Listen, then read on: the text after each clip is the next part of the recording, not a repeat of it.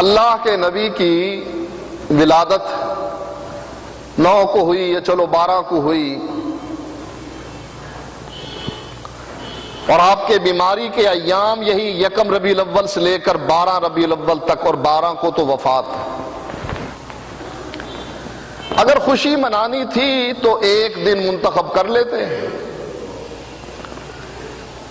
ہم ایسے ظالم ہیں، جو ہی ہمارا نبی بیمار پڑا ہم نے کمکمے لگا دیے، جھنڈیاں لگا دیں، گھروں کو سجا دیا، گھوڑے، بیل، گدھے، ان کے گلوں میں ہار ڈال دیے، اپنی اپنی سواریاں سجا لی، بچوں کو بہترین کپڑے پہنا دیے، کھانے پینے کے سارے انتظامات کر لیے۔ کن ایام میں؟ جن ایام میں اللہ کے نبی مسجد میں جانے کے قابل نہ رہے۔ اور نبی اکرم صلی اللہ علیہ وآلہ وسلم کی وہ بات 100% پوری آئی ہم پر۔ آپ نے فرمایا لَتَتَّبِعُنَّ سُنَنَ مَنْ كَانَ قَبْلَكُمْ شِبْرًا بِشِبْرٍ وَذِرَاعًا بِذِرَاعٍ۔ تم ضرور پیچھے چلو گے ان لوگوں کے جو تم سے پہلے گزر گئے۔ جیسے ایک بالشت دوسرے بالشت کے برابر ہوتا ہے، ایک ہاتھ دوسرے ہاتھ کے برابر ہوتا ہے، یعنی یہ بازو کا حصہ۔ اور حدیث میں ایک جگہ آتا ہے حذو النعل بالنعل، جیسے ایک جوتا دوسرے جوتے کے برابر ہوتا ہے ایسے ہی تم برابری کرو گے۔ حتی لو سلکوا حجر غب لسلکتموہ، یہاں تک کہ اگر کوئی ضب کی گھر میں سوراخ میں داخل ہوا تم بھی داخل ہو۔ اگر پچھلی امتیں جو تم سے پہلے گزری، اگر انہوں نے جو بھی کام کیا تم بھی وہی کرو گے۔ اور ایک حدیث کے الفاظ ہیں اگر ان لوگوں میں سے کسی نے اپنی ماں کے ساتھ علانیہ زنا کیا تم میں سے بھی ایسے لوگ ہوں گے۔ قلنا یا رسول اللہ الیہود والنصارى، قال النبی صلی اللہ علیہ وسلم فمن۔ صحابہ پوچھنے لگے اللہ کے نبی اس سے مراد آپ کی کیا ہے، یہودی اور عیسائی؟ آپ نے فرمایا اگر یہ مراد نہیں ہے تو کون ہیں وہ لوگ؟ اب آپ موازنہ کر لیں مسلمانوں کے ان ایام کا یہودیوں کے ساتھ۔ اس دفعہ عید میلاد مسلمانوں کی اور عید میلاد عیسائیوں کی ایک دن کے وقفے سے آئی۔ ہم نے عیسائیوں سے زیادہ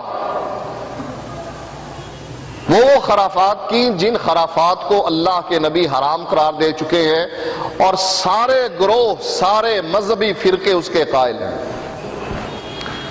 اب بتلائیے ڈھول پیٹنا کیا کسی مذہب میں اجازت ہے؟ کسی اسلامی فرقے کی فقہ یہ کہتی ہے ڈھول پیٹا جائے؟ ناچنا، بھنگڑے ڈالنا، کیا کسی امام نے یہ کہا ہے یا کسی مولوی اور مفتی نے یہ فتویٰ دیا ہے کہ ناچنا، گانا، بھنگڑے ڈالنا ہماری شریعت میں حلال ہے؟ اور صرف یہ نہیں کہ لوگ لڑکے مرد ناچ رہے ہیں، ساتھ ساتھ لڑکیاں بھی ناچ رہی ہیں، کنجریاں بھی ناچ رہے ہیں کنجروں کے ساتھ۔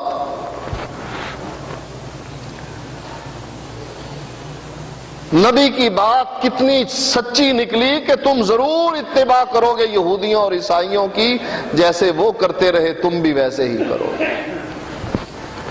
ایک تو یہ دکھ کہ نبی کے بیماری کے ایام کو خوشیاں منانا، اور دوسرا یہ دکھ کہ اسلام کو لپیٹ کر ایک طرف رکھ دیا گیا، مخلوط مجلسیں قائم کی گئیں جس میں لڑکیاں اور لڑکے اکٹھے ہو کر ناچے۔ کس کی خوشی میں؟ اللہ کے نبی کی خوشی میں۔ فرض کیجئے کہ اللہ کے نبی تشریف لے آتے ہیں، لوگ تو کہتے ہیں نا کہ آپ ہر عاشق کے گھر تشریف لاتے ہیں، ہمارے گھر بھی ہو جائے چراغاں یا رسول اللہ۔ فرض کیجئے کہ اللہ کے نبی تشریف لے آتے ہیں عید میلاد والے دن، اور آپ دیکھ رہے ہیں ڈھول بھی پیٹا جا رہا ہے، سرنگی بھی کسی نے پکڑی ہوئی ہے، بانسری بھی کوئی بجا رہا ہے، گانا بھی کوئی گا رہا ہے، ناچ بھی رہے ہیں لوگ بھی، مرد بھی عورتیں بھی۔ اللہ کے نبی بہت خوش ہوں گے نا، واہ میری امت، بہترین کام کیا تم نے مجھے یاد کر کے۔ یا کیا خیال ہے، خوش ہوں گے یا ناراض ہوں گے؟ اور ساری قوم لگی ہوئی ہے حکومت سمیت۔ حکومت کے وزراء ابھی تو نہیں ناچتے، مولوی لگے ہوئے ہیں، کیا کرتے ہیں؟ پہلے تو ایک میسج چلاتے ہیں، جو سب سے پہلے ربیع الاول کی کسی کو مبارکباد دے گا اس کے اتنے سال کے گناہ معاف ہو جائیں گے۔ یہ نئی حدیث گھڑ لی گئی۔ پھر عید میلاد کی، جیسے ہم بقرہ عید پر، چھوٹی عید پر، عید الفطر اور عید الاضحیٰ، ان پر لوگوں کو مبارکباد دیتے ہیں، عید میلاد کی بھی مبارکباد دینے لگ گئے ہیں مولوی۔ اور پھر بعض مولویوں نے، پچھلے سال تو کچھ کم تھے، اس سال اور زیادہ عید میلاد کی نماز بھی پڑھا دی۔ پہلے تو ہم کہتے تھے نا کہ یہ بھی شروع ہونے والا ہے، لگتا ہے یہ بھی شروع ہو جائے گا، مولویوں نے واقعی کر دکھایا۔ حکومت نے کیا کیا؟ 21 توپوں کی سلامی دے دی اللہ کے نبی کو، چلو سال کے لیے چھٹی، اب نہیں کچھ کہنا، کوئی مطالبہ نہیں کرنا کہ ایسے کرو ایسے کرو، داڑھی رکھو، سنت پر چلو، کپڑا ٹخنے سے اوپر نہ، بس تمہیں 21 توپوں کی سلامی دے دی نا، بس کافی ہے سال بھر کے لیے۔ حکومت نے اپنا حصہ یوں ڈال دیا۔ نواز شریف نے عید میلاد گھر میں منا لی، مولویوں نے لوگوں کو اکٹھا کر کے عیدگاہ کا رخ کر لیا، کنجروں نے ناچ کر اللہ کے نبی کو راضی کر لیا، ڈھول پیٹنے والے میراثیوں نے ڈھول پیٹ دیے، کسی نے گانا گایا اور اللہ کے نبی کو کہا کہ دیکھ ہم نے تیری کتنی خوشی منائی، آج شیطان ناراض ہے، باقی ہم سب خوش۔ یہی اسلام رہ گیا تھا نا۔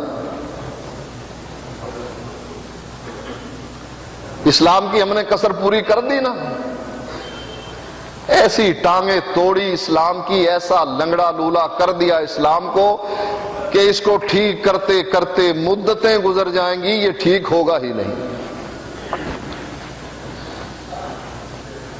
امام مہدی آئیں گے تبھی ٹھیک ہوگا، عیسیٰ علیہ السلام آئیں گے تبھی ٹھیک ہوگا، وگرنہ ہم مولویوں کے بس کا روگ نہیں رہا۔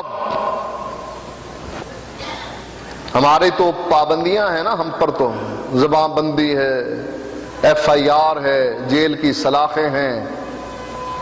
امام مہدی کے لیے انشاءاللہ کچھ نہیں ہوگا، عیسیٰ علیہ السلام کے لیے کچھ نہیں۔ اس دین اسلام کی مرمت کا کام اب یہی کریں گے، ہمارے بس کا روگ نہیں۔